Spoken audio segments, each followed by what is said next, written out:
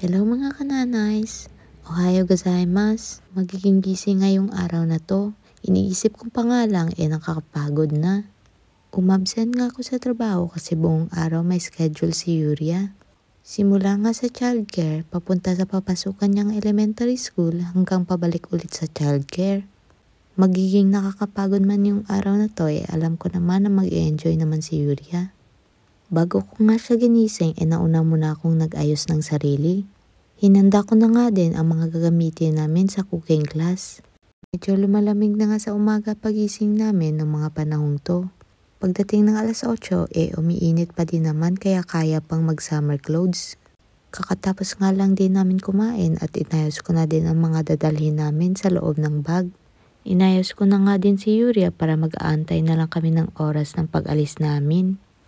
Everyday routine nga ang pag-check ng temperature nila bago pumunta ng childcare. Simula nga nung nag-pandemic parang naging normal na lang din ang pag-check ng temperature nila at paglalagay sa notes. Chinek ko na nga din at baka may mga dadalhin pa akong mga papers. Maya-maya nga ready na nga kami para umalis papuntang childcare. Kahit malamig na nga sa umaga medyo masakit pa nga din ang init ng araw. Hindi nga ako sanay sa ganito kainit kaya naka-sunscreen clothes pa nga ako. Charot. Kahit nga sa farm ako nagtatrabaho, tao pa din naman ako na nasasaktan sa init ng araw. Habang nagbi-video ngayong kasama ko, ako naman hingal na dito kasi pataas na ang daanan. Habang hinihingal nga ako, dumagdag pa nga yung bigat dahil sa pagkakapit niya sa bike. Nakikita nyo ba yung dinadaanan namin? Yan yung sementeryo dito sa Japan. Normal nga lang dito sa Japan ang mga sementeryo. Ang hindi normal nga lang yung humahawak ng kamera. Kahit saan nga makakakita ka nito. Meron nga ditong mga sementeryo na katabi lang talaga ng mga bahay. Kaya din siguro hindi nakakatakot ang mga sementeryo dito sa Japan kasi kahit saang sulok makakakita ka nga nito. Naglalaglagan na nga ang mga acorns o dongguri ang tawag dito sa Japan. Ito ngayon ang kina-enjoy ni Yuria pag tumambay kami dito papuntang childcare. Sa mga hindi nga nakakilala ng acorns, yun nga yung mga kinakain ng squirrel. Natutuwa nga din ako sa mga acorns na to, lalo na pag nakadikit yung parang mga sombrero nila. Halos araw-araw na nga lang kami may mga uwi kung ano-anong pinupulot ni Yuria. Dahil nga hindi sila pwede magdala ng kung ano-ano sa childcare, nilalagay nga niya sa bag ko. At minsan nga nakakalimutan na nga lang at makikita na lang pag naglinis na ako ng bag. Feeling ko nga ang haggard-haggard ko na nung nakapunta kami sa taas kasi grabe yung pawis ko. Pero ito nga pagtingin ko nga sa camera maganda pa rin pala. Charot. Bigla nga may lumipad na bubuyog malapit sa amin kaya nabigla nga ako baka makagat si Yuria. Once a year nga may cooking class sila ni Yuria. Iba't ibang uri ng mushrooms at gulay ang sangkap ng lulutuin.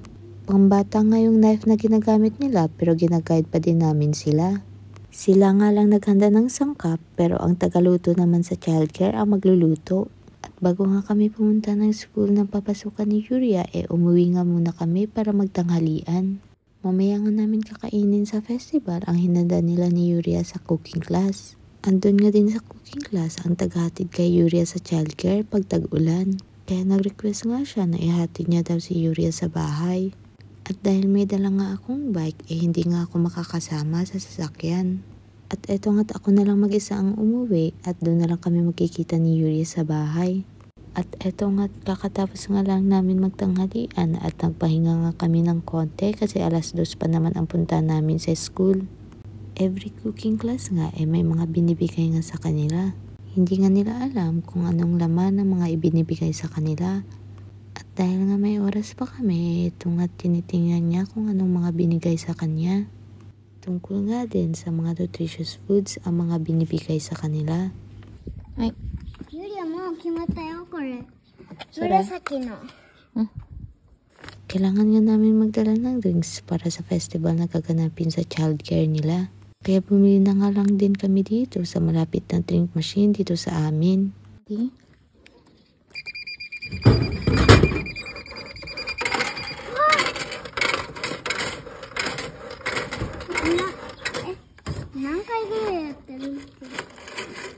Nilagay na nga namin sa drink bottle niya para siya na nga magdala ng inumin niya. Nachata?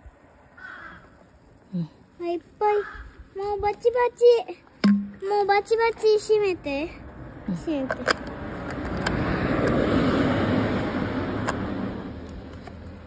Ay. At dahil nga grabe ang pawis ko kaninang umaga ay nagbihis nga ako bago kami umalis. Pawis na naman nga ako, nakitang-kita nga yung pawis ko sa bigote ko. Charot. And yes, may bigote ako kahit babae ako. Pero hindi ko sinishave kasi baka mas kumapal lang. Grabe nga yung pawis ko nung time na to at buti na nga lang nadala ko yung neck fan namin. Natapos na nga kami sa school at nandito na nga kami sa childcare nila. May mga estudyante nga din na tumutulong para sa festival ng childcare. Sa 4 na taon nga din ni Yuria sa childcare, ngayon nga lang din nagka-festival dahil na din siguro sa pandemic. Ang saya nga kasi naabutan pa ni Yuri ang festival bago siya tumuntong ng grade 1. Marami nga silang mga laro dito para mag-enjoy nga yung mga bata. At may mga snacks nga din sila dito at wala nga din kaming ginastos kahit piso.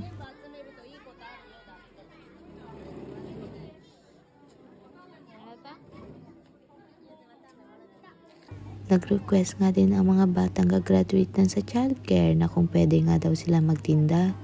At binigay nga din yung hiling nila na makapagtinda. At eto nga at pinares-pares nga sila at binigyan nga sila ng 15 minutes para makapagtinda nga lahat. Hindi ko nga nakuhanan ng picture to at hindi ko nga alam na si Yuria pala ang sumulat nito. Habang nanonood nga kami ng mga video na nakuha ko sa festival, yun palang yung pagkasabi niya na siya pala yung sumulat nito. Namangha ako kasi ang ganda ng pagkasulat niya. Pagkatapos nga ng pagtitinda niya, balik naman siya sa pagiging customer.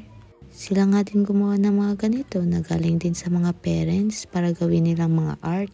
At pagkatapos nga ng festival, umuwi na nga kami. At dahil magtataglabing na, mabilis na nga dumilim. お祭りが楽しかったぜ。うん。学校には学校も楽しかったです。何したの学校で。学校でさ、勉強とかさ、めめのさ、さ、やるとかさ、こうやって。見えるか。うん。あとはさ、耳聞こえるか聞こえないかやってる。そう、あと歯は？歯は？歯もやった。Nag-enjoy nga daw siya sa festival at pati na din sa school na papasukan niya next year. Maraming examination nga ang ginawa nila sa school katulad na lang ng pag-check ng ngipin. Para nga daw kung may sira maagapan bago sila pumasok ng grade 1. Mahirap daw kasi makapag-aral ang bata pag masakit palagi ang ngipin. At sa tenga naman kung nakakarinig ba sila ng klaro. At sa mata naman kung may sira ba yung mata nila. Mahirapan daw kasi makapag-aral ang bata pag may sira ang mata. At ang last nga na chinek sa kanila yung mental nila. Hindi nga naman makakapag-aral ang bata pag hindi nakikinig sa teacher. Hindi pa nga sinabi sa amin ang resulta at baka sa mga susunod na araw pa. Ito nga yung mga nauwi niya sa festival nila sa childcare. At pagkatulungan ni Yuria, inayos ko nga agad ang sideline ko. Naghanap nga ako ng sideline para may magawa nga ako pagdating ng winter season. Pag winter season kasi wala talaga kaming trabaho kaya nakaka-boring sa bahay. At para kahit papano malibang naman ako at kumikita kahit papano.